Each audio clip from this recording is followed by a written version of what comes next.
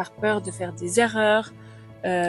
Donc, on rejoint cette idée un peu de futilité, de choses qui sont pas importantes. Et on a l'impression d'être occupé, de faire des choses. Donc on dit on procrastine.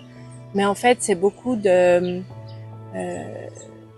choses pas importantes. Et ça revient aussi parfois dans les paroles. On dit, on peut dire d'une personne qu'elle procrastine si elle parle un peu dans le vide.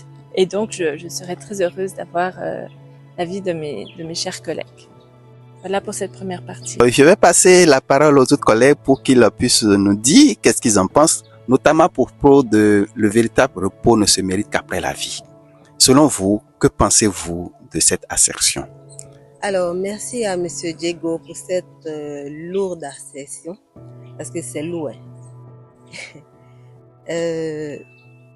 Il a dit que le véritable repos ne se mérite qu'après la vie. Et nous, ce qu'on a pour habitude d'entendre, c'est que le véritable repos ne se mérite qu'après la mort. Alors, après la vie, il faut penser à être diligent, comme on l'a dit. Et être diligent, pour moi, c'est être assez strict pour pouvoir atteindre ses objectifs quotidiens et réussir afin d'éviter d'être surpris à la longue. À cette intervention, je m'en vais vous poser une question. Et nous vivons pour une raison, soi-disant.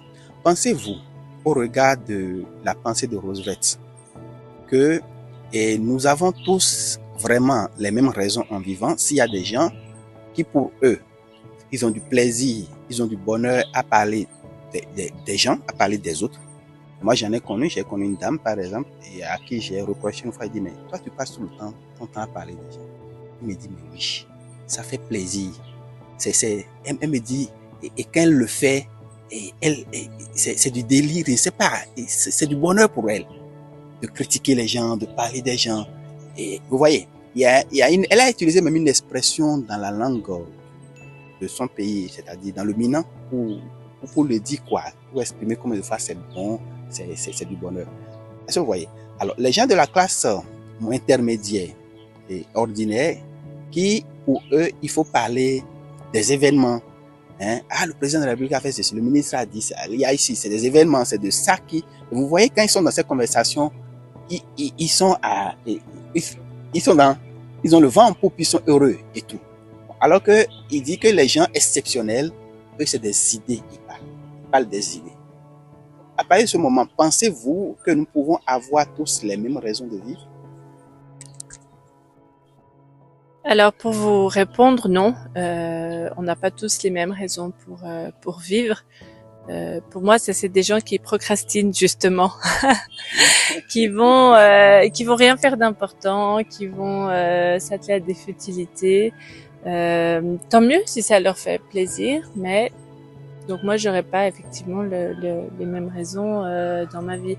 Non, on peut avoir un but vraiment qui soit professionnel, où c'est vraiment notre vie professionnelle qui compte le plus.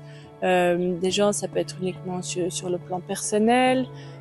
Finalement, l'être humain, son but c'est quoi? C'est d'être heureux. Enfin, j'espère vraiment que c'est le cas pour tout le monde. Et après, être heureux, ça a différentes manières. Être heureux en rendant les gens heureux, être heureux soi-même égoïstement, être heureux parce qu'on fait un travail qui nous épanouit, ou parce qu'on a une famille, ou parce qu'on s'épanouit dans nos activités personnelles. Donc non, pour vous répondre, on a tous des missions dans la vie qui sont très différentes. Je dirais oui. Ça, comme je l'ai dit, avoir une autre raison de vivre, c'est de faire quelque chose qui donne un sens à notre vie. Donc, peu importe l'activité que nous menons, si ça a un sens à ce que à notre vécu, si ça a un sens à ce que nous faisons au quotidien, je pense que oui. Tout le monde a le même but, qui est d'être heureux, d'avoir son bonheur à lui, mais tout le monde ne peut pas avoir la même raison de vivre. Parce que moi, personnellement, je peux dire que ce qui me rend heureuse, c'est de regarder la mode, de m'habiller et voilà, tout ce qui est joli, j'aime. Ça me rend heureuse. Et d'autres personnes pourraient dire que c'est la famille, être en famille, ça lui rend heureux, ou faire du bien aux gens, ça lui fait du bien. dans quelque sorte, je peux dire que on a le même but, mais on n'a pas la même raison, ou soit on a juste, on n'a pas les mêmes activités pour atteindre notre objectif. Juste ça. Selon Roosevelt, le fait de parler en fonction des classes, parfois ça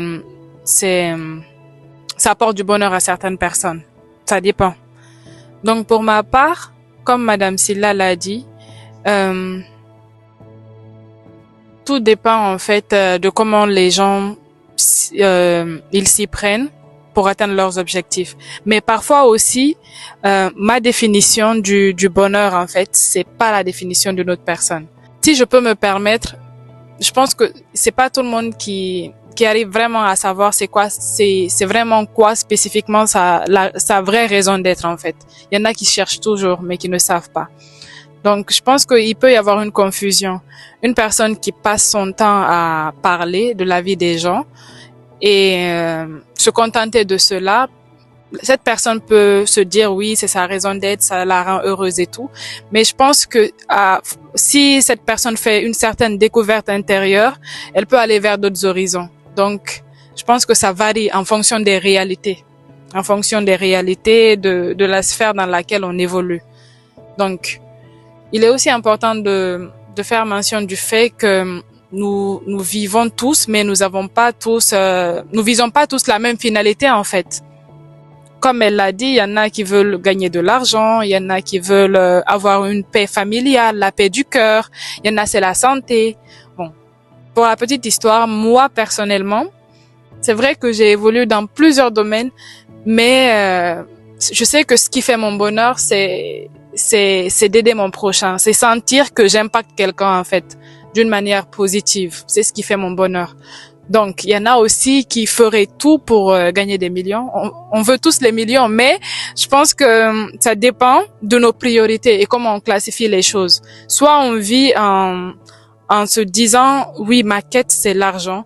Soit on vit en se disant, oui, je veux gagner de l'argent, mais en même temps faire quelque chose qui, pour moi, est source de paix et source de bonheur. Donc, je pense que il est très important de savoir au fond, c'est quoi vraiment ce qui nous rend heureux. Parce que ça peut porter à confusion, je pense. Alors, mesdames et messieurs, comme vous venez de l'entendre, les réactions des collègues, pour certains, c'est assez lourd de sens. Et d'aucuns ont essayé quand même de définir la chose comme Ramata qui l'a dit, qu'elle voit la chose sur deux angles. Et ça me dit beaucoup, effectivement. Le premier angle qui est la vie de tous les jours. Et donc, du coup, quand on a pu gérer ses activités au mieux, c'est-à-dire pas de pression, tout à fait, de toute façon, mais quand même, on a pu gérer ses activités au mieux. On mérite un repos le soir tranquillement. Et après, pour la vie, quand on a vécu correctement, et on peut vivre en paix. Et là, ça me rappelle ce qu'on dit souvent quand quelqu'un est mort. On dit souvent quoi? Paix à son âme. Paix à son âme. Qu'il repose